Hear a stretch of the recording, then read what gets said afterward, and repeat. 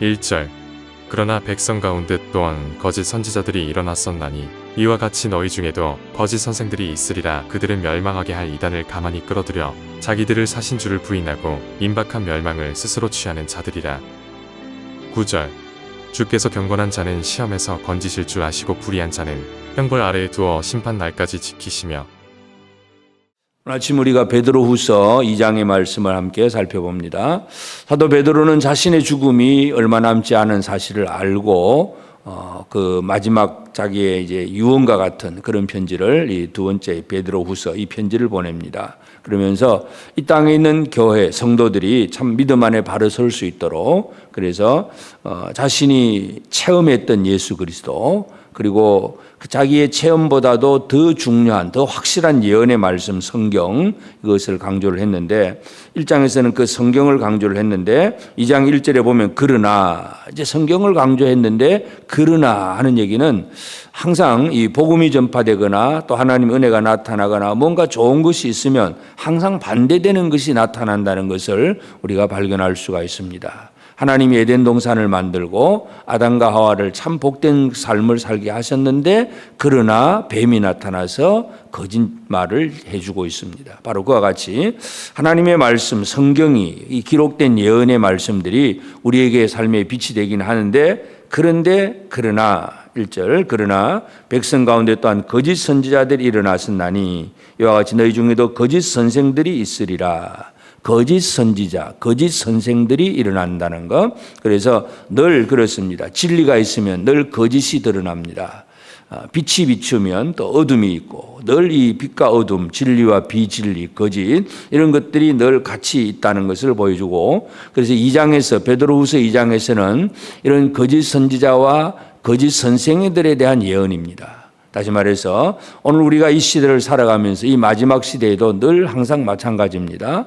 진리의 말씀이 선포되는가 하면 늘 멸망할 이단들이 들어오고 거짓된 복음들이 나타나고 다른 복음이 전거되고 많은 사람들이 거기에 또 미혹되고 바로 그런 일들이 이 땅에 벌어지고 있다는 것. 그렇기 때문에 이런 거짓에 속아 넘어가지 아니하는 삶을 살아내는 것 이것이 우리에게 있어서 너무나 중요한 일입니다. 그래서 깨어있지 않으면 안 됩니다. 내가 말씀으로 잘 준비되어 있지 않으면 이 거짓말에 그냥 속아 넘어간다는 사실 우리가 이것을 기억을 하고 그래서 베드로후서 2장에서는 이 거짓 선생들, 이 거짓 선지자들 이들이 어떤 존재이고 어떤 일을 하느냐 하는 것을 얘기하는데 그들은 멸망하게 할 이단을 가만히 끌어들여 자기들을 사신 줄을 부인하고 자기들을 이제 피로 값주고 모든 걸 목숨을 내어놓고 사셨던 그 예수 그리스도를 부인하고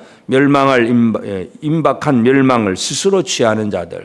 그러니까 예수님이 날 위해서 십자가에 대신 달려 죽으셨다는 사실 그것을 부인하고 그저 우리는 이렇게 살아야 돼 저렇게 살아야 돼 그러면서 인간적인 율법이라든지 윤리나 교훈 이런 것들만을 강조하고 이렇게 하면 복받아 하고 복받는 길을 얘기하고 이것이 진짜 좋은 거야 그러면서 사람들을 유혹하는 것 멸망할 이단들이 많이 일어난다는 걸 알 수가 있습니다. 지금도 우리 시대도 마찬가지입니다. 초대교회부터 이 이단들이 많이 일어났는데 이 진리의 말씀이 선포되면 지금도 마찬가지입니다. 그래서 이단들의 특징은 첫째는 2절에 보면 여럿이 그들이 호색하는 것을 따르리니 그리고 첫 번째가 바로 이 호색, 세극, 음란한 음행을 늘 그곳에 이제 끼어 있습니다. 그래서 또 3절에 보면 그들이 탐심으로서 지어낸 말을 가지고 호색, 탐심 이런 것들이 바로 거짓 선지자들, 거짓 선생들이 가지고 있는 그런 요소들입니다. 그래서 이 호색과 탐심 이런 것들이 이제 물론 겉으로 드러내 있지는 않지만 그들 속에 있는 것들인데 이제 이런 것들 때문에 하나님께서 이제 이들을 이제 이 이단들 거짓들을 하나님은 이미 심판하셨다는 사실을 먼저 설명을 합니다. 제일 첫 번째 하나님의 심판은 4절에 보면 범죄한 천사들을 용서하지 아니하고 지옥에 던져서 그러니까 천사들이 범죄했을 때에 그들을 심판하고 던지고 그들이 마귀가 되고 더러운 귀신들이 됩니다. 그래서 이들을 심판 때까지 지키게 하셨다. 그래서 하늘에서도 심판이 있었고 땅에서도 마찬가지. 5절에 보면 노아 홍수 얘기를 하고 그다음에 6절에는 소돔 고모라 이야기를 합니다.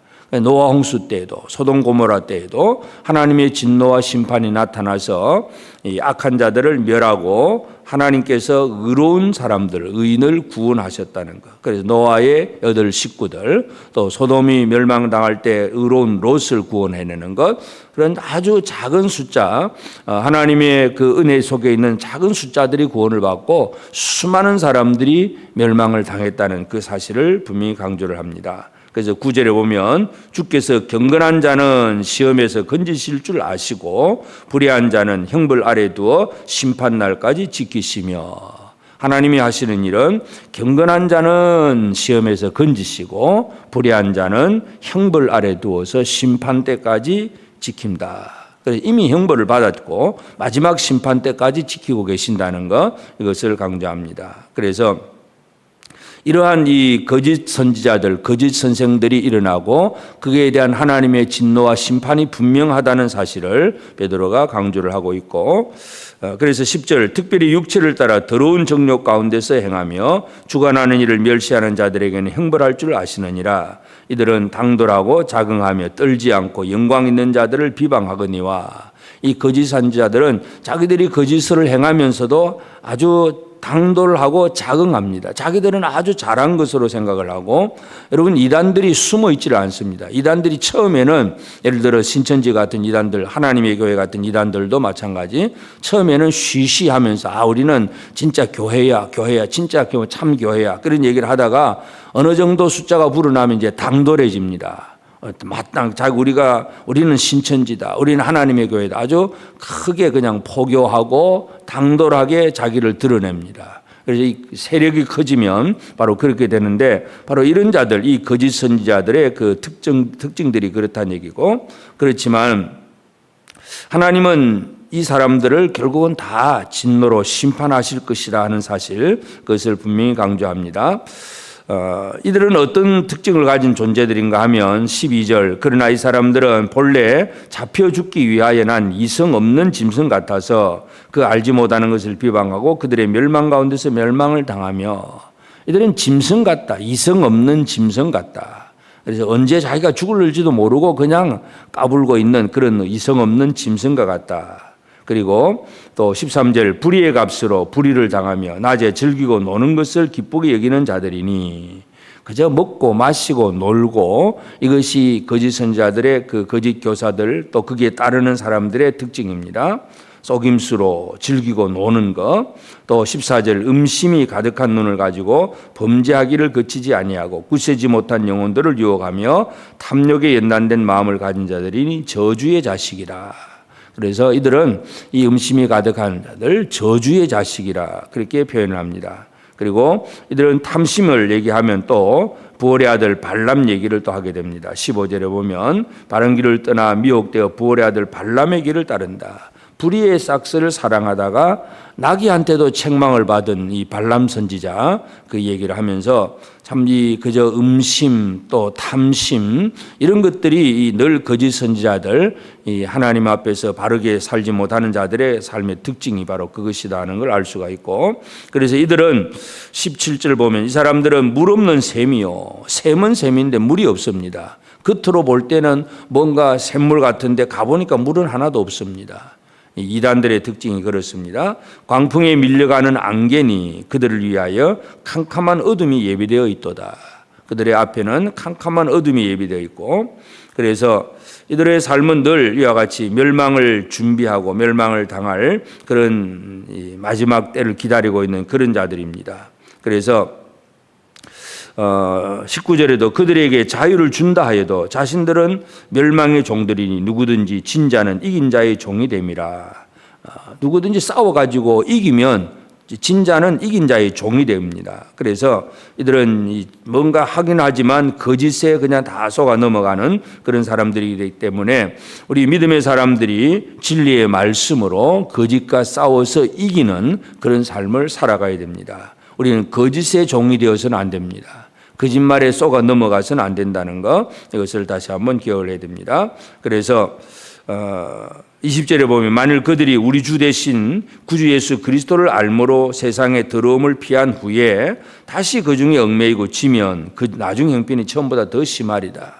예수를 알다가 이단에 빠지고 예수 믿다가 거짓에 넘어가 버리면 이건 진짜 참 잘못된 것이다 하는 것을 분명히 강조합니다. 이 사람들은 차라리 처음부터 아예 진리를 몰랐으면 오히려 더 나았을 뻔했다 이렇게 표현하고, 이들은 어떤 특징이냐 하면 이 마지막 절 보면 참된 속담에 이르기를 개가 그 토하였던 것에 돌아가고 돼지가 씻었다가 더러운 구덩이에 도로 누웠다 하는 말이 그들에게 응하였도다.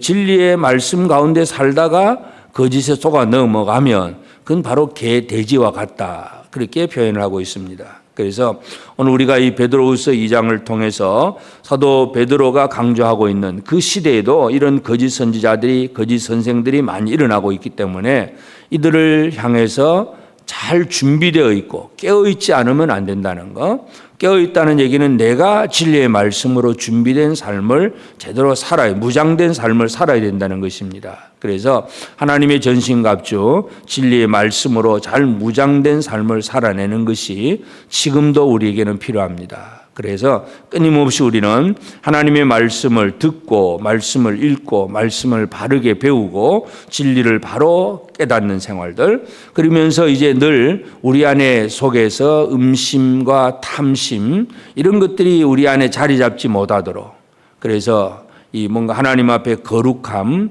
또 이 물질적인 탐욕을 품어서 뭔가 많이 가지려고 하고 뭔가 하려고 이런 탐심 때문에 늘 진리에서 떠나게 되기 때문에 우리의 삶의 가치가 그저 이 땅에서 먹고 마시고 즐기고 부자 되는 것, 여기에 관점을 두면 결국은 이단에 넘어갈 수밖에 없습니다. 속임수에 넘어가게 됩니다. 다시 말해서 어디에 가치를 두고 사느냐가 중요합니다. 그래서 오직 우리가 하나님 앞에 예수 그리스도께서 나를 위하여 값주고 사셨다는 거, 다 대가를 지불하시고 우리를 사셨고 우리는 예수로 말미암아 구원받은 자라는 사실을 다시 한번 확인하면서 하나님의 말씀 안에 제대로 살고 깨어있는 자들, 경건한 삶을 살아내는 것이 중요합니다. 그래서 오늘 우리는 그 9절에 있는 말씀대로 주께서 경건한 자는 시험에서 건지실 줄 아시고 불의한 자는 형벌 아래에 두어 심판날까지 지키시며, 그래서 오늘 우리의 삶이 늘 경건이 우리의 삶의 목적이 되고 우리의 삶의 가치가 되어서 어떻게 하든지 하나님의 거룩한 백성으로 살겠다고 하는 그런 마음과 자세를 가지고 살면서 모든 거짓에 대해서 쏘가 넘어가지 아니하고 이기는 삶을 살아내는 복된 우리 모든 성도들 꼭 되어지고, 특별히 또 이 땅에 이런 거짓이 난무하는 이러한 상황 속에서 특별히 우리 성도들 중에서 믿다가 타락한 자들이 없도록 늘 우리 자신들을 돌아보고 우리 형제들을 잘 돌아보는 그런 우리 성도들의 삶이 꼭 되어지기를 주의 이름으로 축복합니다. 기도하십시다. 이제 오늘 받은 말씀으로 함께 기도하겠습니다. 거짓 선지자와 거짓 선생들이 가진 음심과 탐심이 우리 마음에 틈타지 못하도록 늘 깨어있는 삶이 되고 진리의 말씀으로 잘 무장된 삶을 살게 하옵소서. 경건한 자를 시험에서 건지시고 불의한 자를 심판하시는 하나님의 공의를 알고 매일 경건한 삶을 살도록 성령으로 충만하게 하셔서 거룩함을 이루는 삶이 되게 하옵소서.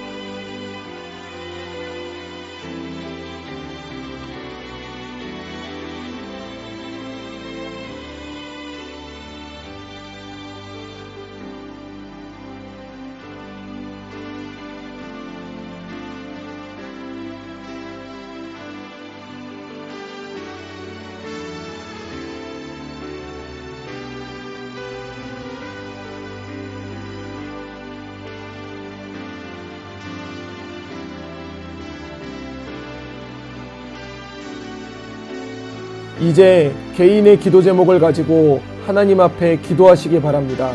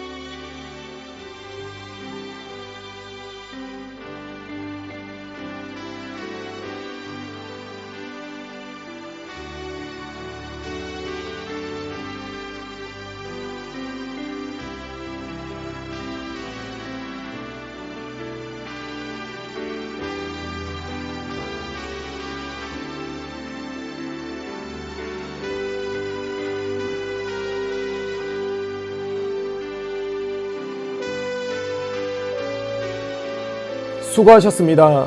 오늘도 하나님의 인도하심 가운데 승리의 하루를 보내시는 우리 재건부평교회 모든 성도님들이 되시기를 주님의 이름으로 축복합니다.